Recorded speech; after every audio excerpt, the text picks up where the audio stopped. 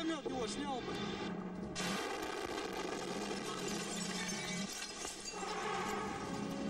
Праздником вас, друзья, новым 1995 годом.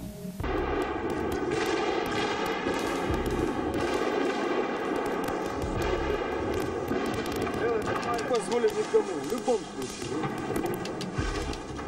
Умрем, Для меня нет более важной задачи в следующем году, чтобы восстановить мир и нормальную жизнь Чеченской Республики, Северной Осетии и Ингушетии.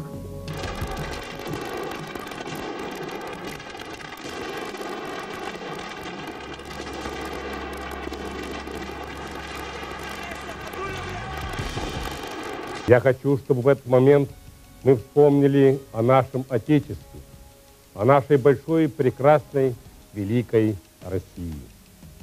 Ей сейчас нелегко.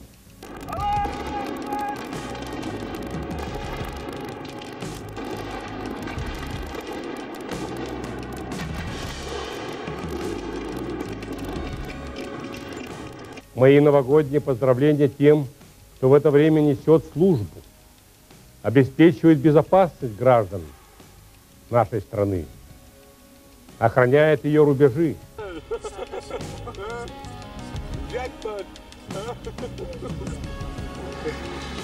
Мы за мир.